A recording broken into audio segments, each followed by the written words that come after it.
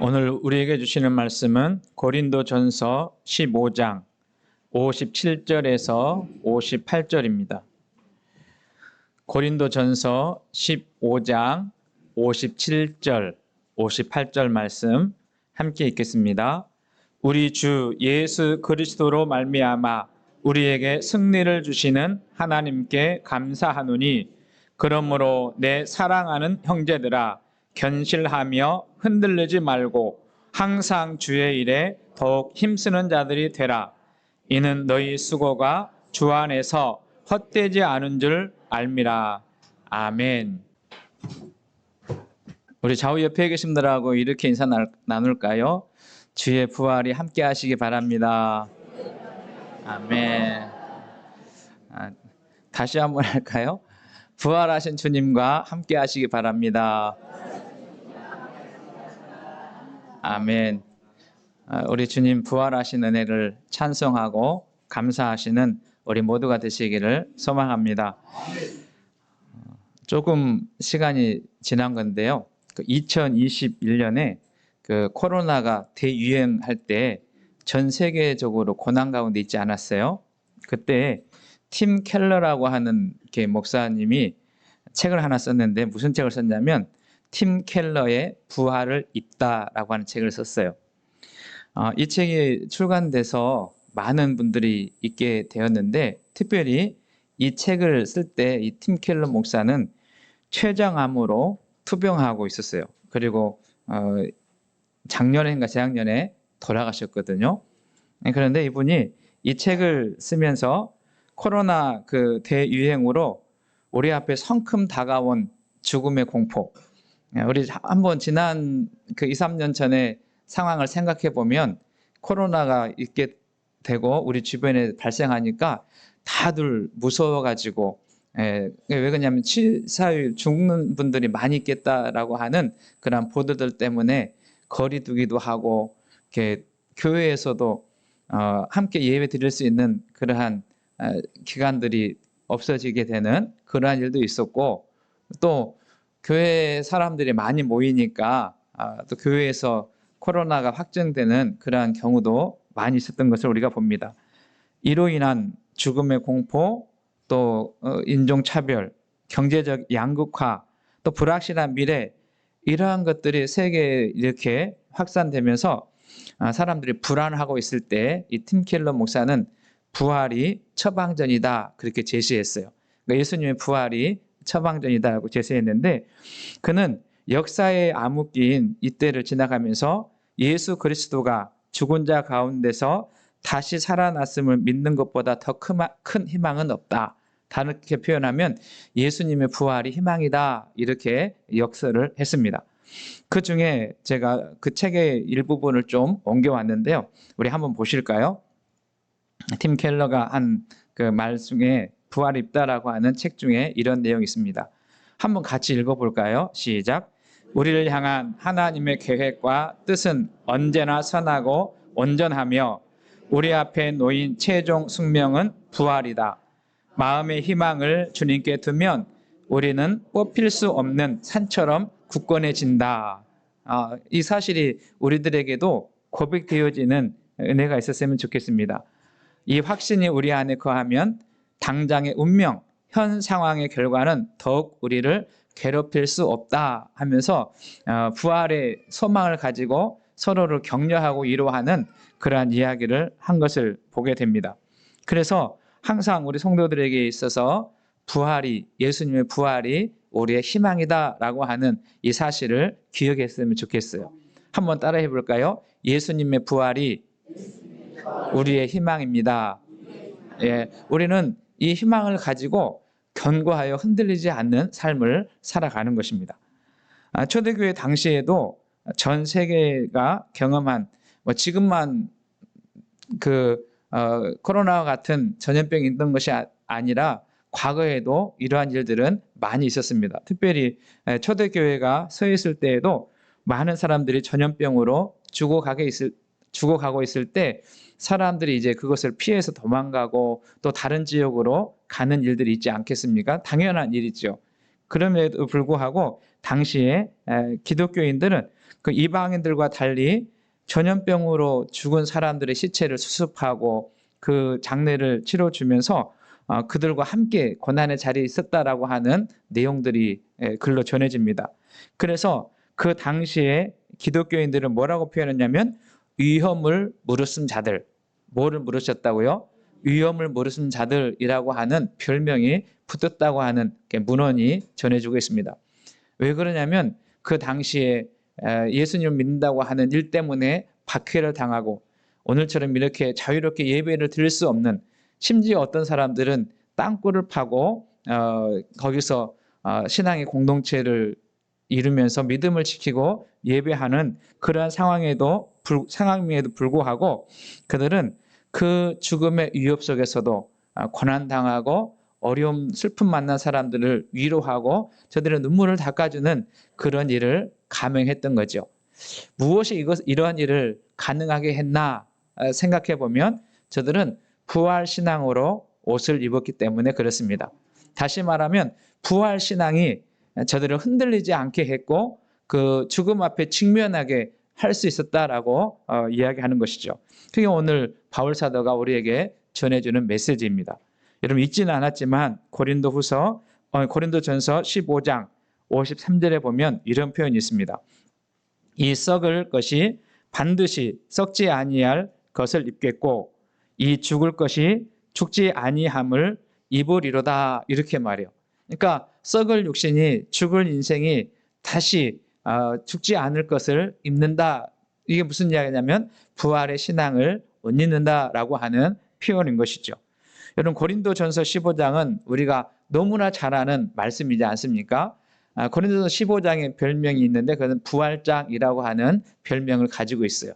그러니까 부활에 대한 이야기를 기록한 내용인데 여러분 58절로 되어 있는데 좀 다른 성경보다 절수가 많이 있지만 오늘 부활절이니까 오늘 예배 돌아가셔서 조용한 시간 이 15장을 한번 깊이 묵상해 가는 시간이 있었으면 좋겠습니다. 이 고린도전서 15장을 크게 세 부분으로 나누는데요. 1절에서 34절까지는 부활의 확신을 갖지 못한 사람들, 그래서 신앙의 토대가 흔들리는 성도들에게 예수님의 부활하셨다라고 하는 것을 증거합니다. 이것은 역사적인 사실이다. 지어낸 얘기가 아니라 사람들이 만들어낸 이야기가 아니라 이 사실은 역사적인 사실이다라고 하는 것을 바울 사도가 논증합니다. 그리고 중반부인 35절부터 49절까지는 고린도 교회 성도들에게 그런 부활이 사실이라면 우리는 어떤 몸으로 부활할 거냐라고 하는 거예요. 궁금하지 않겠어요? 부활이 사실이라고 하면 우리는 어떤 몸으로 부활할 것인가? 그래서 바울 사도는 썩을 몸이 썩지 아니할 몸을 입을 것이고 육의 몸이 영의 몸이 될 것이고 그리고 신령한 몸으로 변화될 것이다 라고 하는 내용을 이제 증거하고 있는 것을 보게 됩니다. 그리고 후반부인 50절에서 58절은 부활 신앙을 가진 성도들이 그러면 어떻게 살아야 하느냐? 우리가 이 세상에서 예수님의 부활하심을 믿고 그 신앙 가운데 살아갈 때 그럼 우리는 어떤 신앙을 가지고 어떤 모습으로 이 세상을 살아갈 거냐라고 하는 것을 기록합니다. 그래서 오늘 저는 2024년 부활절 예배를 드리면서 이 마지막 부분의 말씀을 상고하면서 우리 성도님들도 부활의 성도답게 부활의 신앙을 가진 성도답게 하나님이 기뻐하시는 삶을 살아낼 수 있기를 소망합니다. 그러면 오늘 본문에 보면 바울 사도가 한 세 가지 정도 우리에게 부활 신앙을 갖고 사는 사람들, 부활의 신앙으로 옷을 입은 사람들에 대한 이야기를 하는데요. 첫 번째는 무슨 이야기 하냐면 우리 57절 말씀, 15장 57절 말씀 같이 읽어보겠습니다. 시작. 우리 주 예수 그리스도로 말미암아 우리에게 승리를 주시는 하나님께 감사하노니.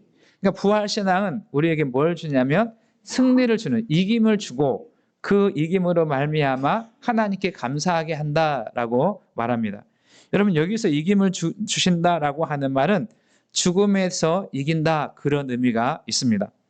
바울은 고린도전서 15장 55절에서 이렇게 말해요.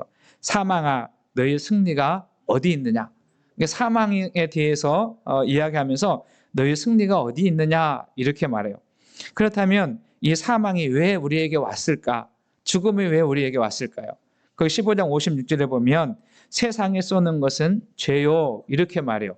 그러니까 우리가 세상 가운데 살면서 하나님과 영광을 누리고 하나님과 친밀한 교제를 누리며 살아가는데 그것을 하지 못하도록 죄가 우리 가운데 들어오게 되었고 그 죄로 말미암아 뭐가 왔냐면 사망이 찾아왔다 이렇게 이야기하는 것입니다. 이 사실을 우리는 지난 한 주간 고난주간 특별 새벽 기도를 하면서 새벽의 말씀을 묵상한 기억이 있습니다. 여러분 잘 아시는 로마서 3장 23절 말씀에 보면 모든 사람이 죄를 범하였음에 이렇게 말해요. 그러니까 이 사망이 우리 가운데 찾아온 것이 죄라고 이야기하는데 바울 사도는 그것은 모든 사람에게 다 해당하는 모든 사람이 죄를 범하였다라는 것입니다. 그리고 그 결과가 무엇으로 나타나냐면 사망이다 그렇게 말하는 거예요. 여러분 로마서 6장 23절 말씀 같이 읽어보겠습니다. 시작.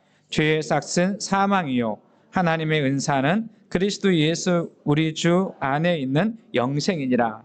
그러니까 주님이 이겼다라고 하는 오늘 본문의 말씀에 보게 되면 우리에게 이김을 승리를 주시는데 무엇에 대한 승리냐 하면 모든 사람이 죄로 말미암아 죽을 수밖에 없는 그 인생들에게 죄의 문제를 해결해 주시고 그 죄로부터 자유함을 누리게 하는 승리의 역사를 허락해 주셨다라고 말씀하시는 것입니다.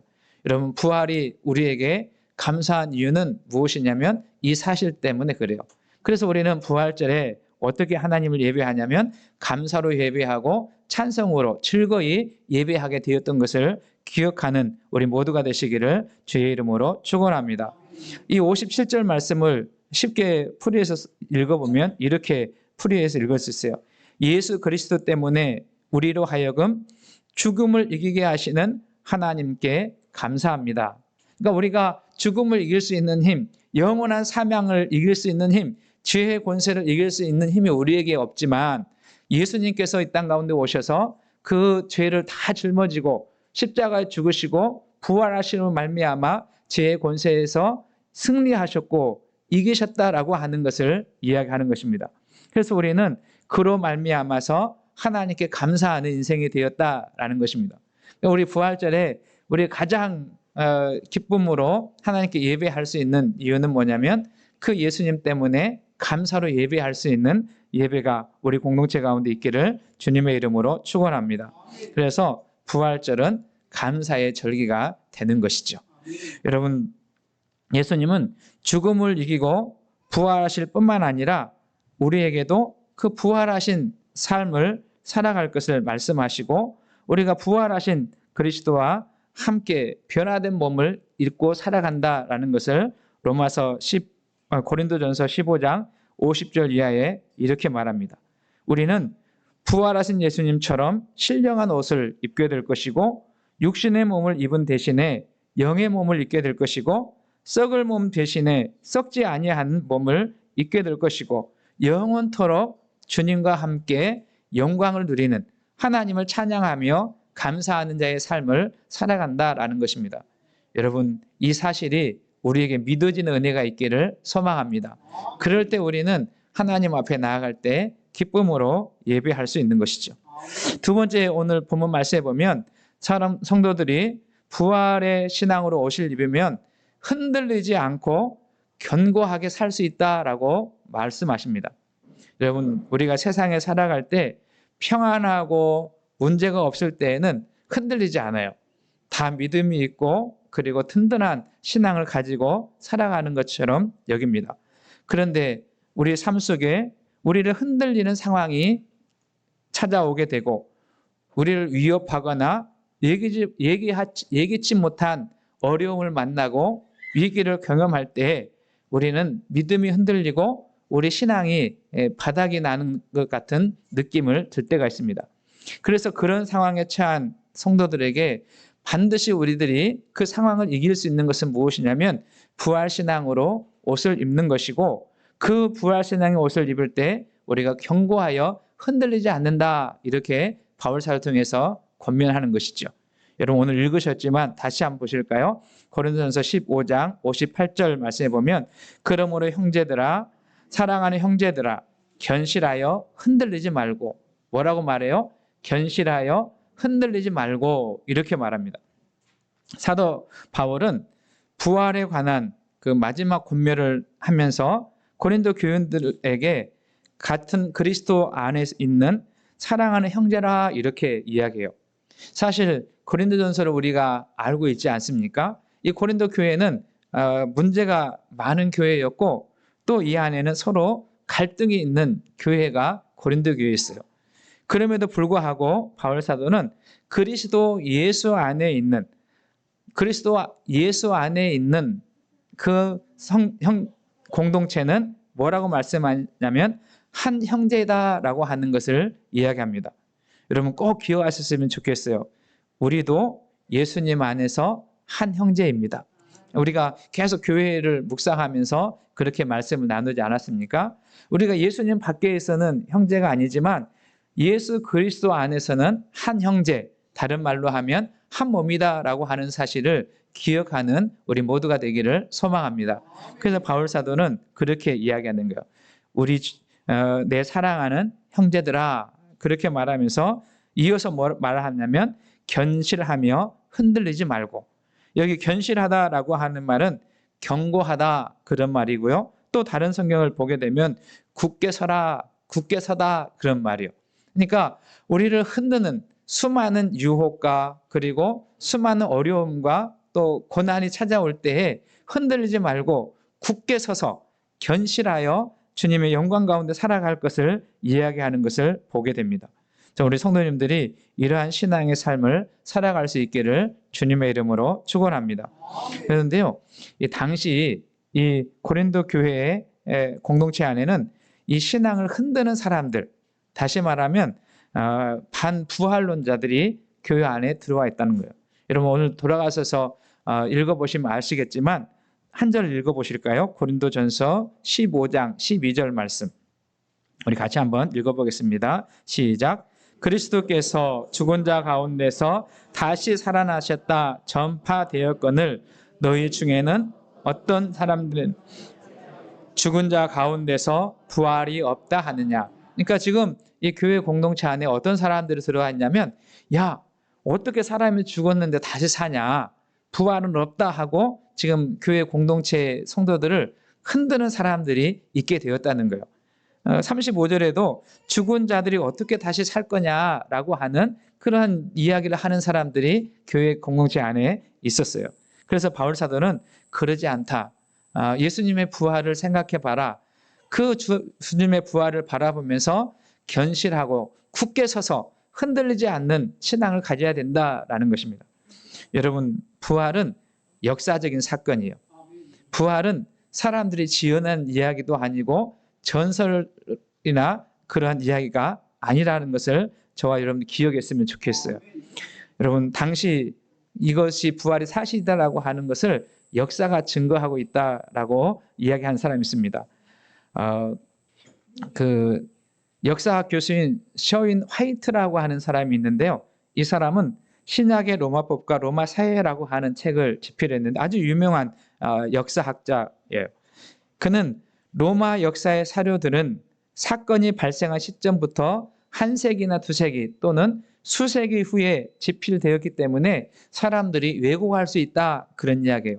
그러니까 어떤 역사를 쓸 때 그 당시에 쓰면 그 왜곡하기가 힘들지 않아요? 그런데 한 100년, 200년 아니면 수백 년 지난 다음에는 사람들의 생각이 들어가게 되고 역사를 왜곡하는 그런 일이 있게 되는 거예요. 그런데 이 셔윈 화이트 교수는 그런데 신약의 복음서들은 그 사건을 목격한 자들의 시대에 의해서, 그 사건을 보고 목격한 사람들에 의해서 기록되었기 때문에 전설로 꾸며질 만한 시간적 여유가 없어서 확실한 증언이다, 이렇게 역사학자는 이야기합니다. 그러니까 그 당시 이 사건을 보고 경험한 사람들이 기록한 역사 복음서이기 때문에 그것은 다시 다른 왜곡할 사건이 아니다라는 것을 역사학자가 증명하고 또 빈 무덤이나 여인들의 증거하는 것을 보게 됩니다. 또 바울 사도는 고린도전서 15장 5절 이하에서 이것이 역사적인 사건이다라는 것을 이렇게 이야기해요. 먼저 베드로가 보았고, 그리고 12 제자들이 보았고, 500명의 성도들이 보았고, 나도 보았다 이렇게 하면서 이것은 사람들이 만들어내거나 지어낸 이야기가 아니라 예수님의 부활은 역사적인 사건이다라고 하는 것입니다. 그러니 교회 안에서 신앙을 흔들고 예수님의 부활이 있지 않다라고 하고 만드는 그런 사람들의 이야기는 우리를 흔드는 이야기이기 때문에 거기에서 견고하고 흔들리지 않는 신앙을 소유해야 된다라고 격려하고 있는 것을 보게 됩니다. 여러분, 예수님의 부활 사건이 전설이나 지어낸 이야기라면 우리에게는 희망이 없어요. 그러나 예수님의 부활이 역사적인 사실이기 때문에 예수님의 제자들과 사도 바울은 어떻게 하냐면 순교의 길을 걸어가는 것입니다. 여러분 잘 아신 것처럼 베드로는 이 사실을 증거하고 이것이 역사적인 사건이라는 것을 이야기하면서 예수 그리스도의 복음과 십자가의 사랑을 전하다가 붙잡혀서 그는 십자가에 거꾸로 못 박혀 죽는 그러한 일이 있게 되고, 그리고 안드레라고 하는 주님의 제자는 십자가에서 X자 형태로 십자가에서 죽게 되는 일이 있었습니다.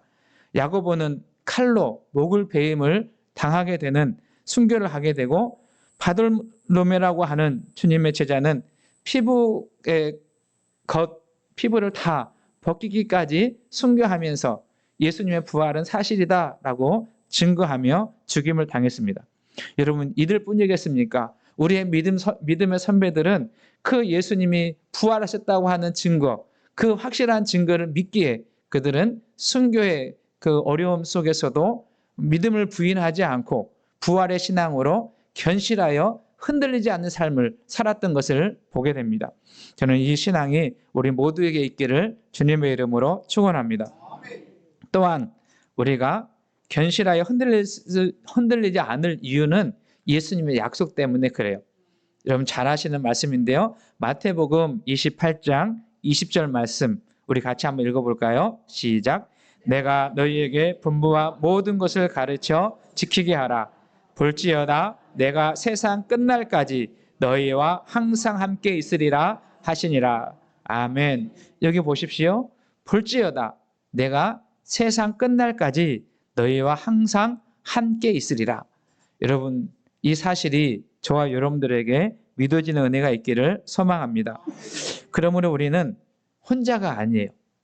고난의 자리에서도 그리고 위기와 어려움의 환경 속에서도 부활하신 주님께서 약속해 주신 이 약속의 말씀으로 주님과 동행하는 자의 삶을 살아가고 있으니 여러분 어떠한 위협 속에서도 믿음을 잃지 않고 견고히 서서 흔들리지 않는 성도의 삶을 살아갈 수 있기를 주님의 이름으로 축원합니다. 그래서 우리의 믿음이 강하면 강할수록 흔들리지 않는 거예요. 여러분 기억하시나요? 큰 믿음과 강한 믿음과 깊은 믿음으로 우리 주님을 의지하고 주님과 동행하는 삶을 사는 우리 모두가 되시기를 소망합니다.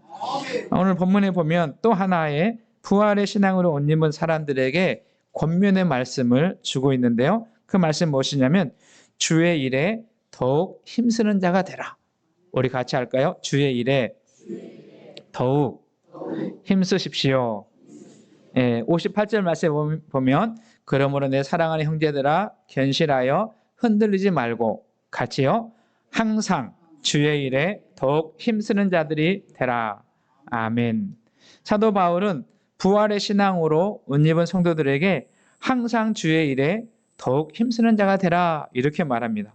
그러니까 부활의 신앙을 가졌다면 부활하신 주님과 동행하는 삶을 살아가는 사람은 이 세상을 대충 살아가는 것이 아니라 그 부활의 신앙에 맞는 자의 삶을 살아가는 것입니다. 여기 보게 되면 주의 일에 힘쓰는 자가 되라 그렇게 말씀하지 않습니까? 그렇다면 주의 일이 무엇일까요? 우리가 이제 전심전력으로 힘쓰며 주님 오실 때까지 살아가야 될 주의 일이 무엇일까요?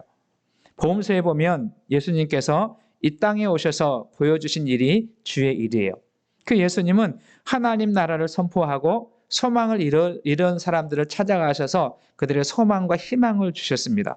뿐만 아니라 가난하고 헐벗고 포로된 자에게 찾아가셔서 그들을 위로해주고 그들을 세워주고 사랑으로 이끌어 주시며 그들에게 생명의 복음을 전하셨습니다. 이것이 주의 일이에요. 뿐만 아니라 그 주의 일은 우리의 삶의 일상 가운데 살아가는, 하나님께서 우리를 세상 가운데 보내주시고 세상 가운데 살아가게 하시는 모든 일이 주의 일임을 믿습니다. 다시 말하면 교회에서 신앙생활을 하는 것뿐만 아니라 교회 밖에서 살아가는 삶도 주의 일이다라는 것을 기억하는 우리 모두가 되기를 소망합니다. 이 사실을 우리는 지금 수요 예배 시간에 빌립보서를 읽어가면서 이 사실을 묵상하고 있습니다. 그리스도의 복음에 합당한 자의 삶, 그것이 주의 일이에요. 예수님의 마음을 담고 예수님의 마음을 품고 예수님처럼 우리에게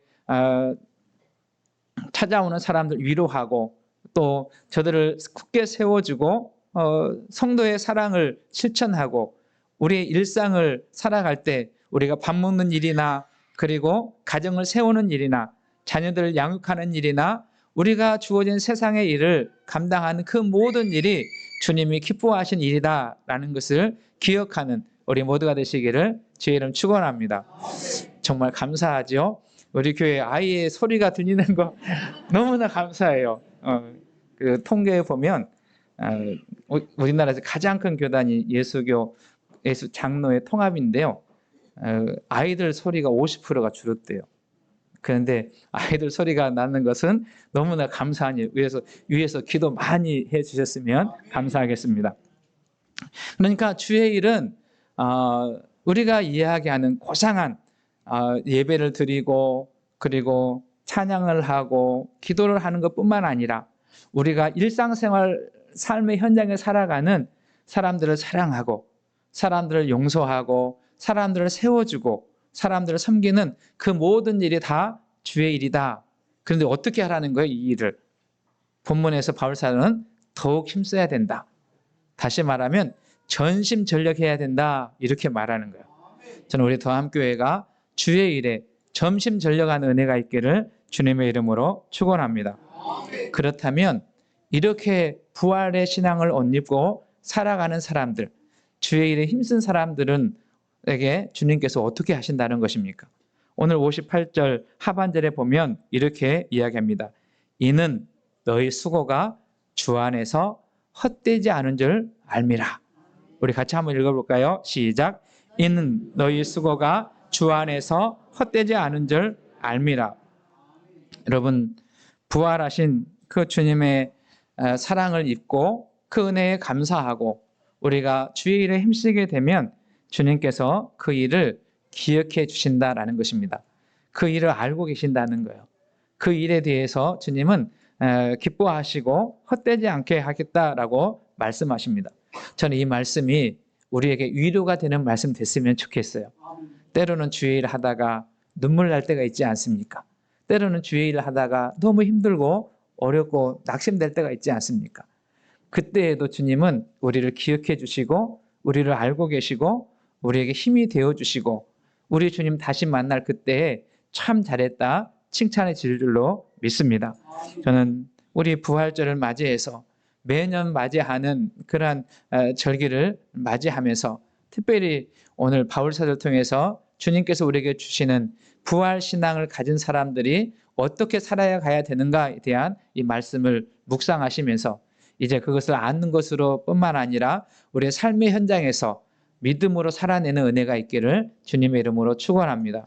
이런 부활절은 감사의 절기입니다. 그래서 여러분 나의 감사, 내가 영원히 죽을 수밖에 없는 인생이지만 나에게 찾아오셔서 나의 죄를 다 대신 짊어지시고 십자가에 죽으셨다가 부활하심으로 하나님께 감사하게 하신 그 예수님을 깊이 묵상하며 감사하는 우리의 삶이 되기 원하고 뿐만 아니라 때때로 이 신앙을 꺾게 만드는 수많은 유혹과 또 어려움과 시련이 찾아온다 할지라도 거기에 굴복하지 않고 견실히 견고히 서서 흔들리지 않는 신앙의 삶을 살아가시는 우리 모두가 되시기를 소망합니다.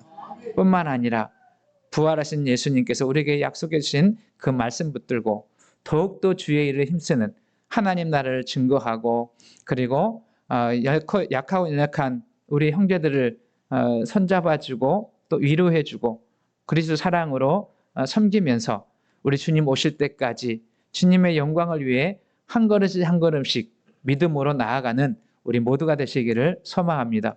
반드시 주님은 우리 가운데 오셔서 참 잘했다 칭찬해 주실 것이고, 그런 삶을 살기에 전심전력하는 사람들에게 함께 해주시면서 그 삶을 살아낼 수 있도록, 열매 맺을 수 있도록 도와주실 것입니다. 그 주님과 함께 행복한 동행하시고 늘 기쁨과 감사로 살아가시는 우리 모두가 되시기를, 또 영상으로 예배하시는 성도님 되시기를 주님의 이름으로 축원합니다.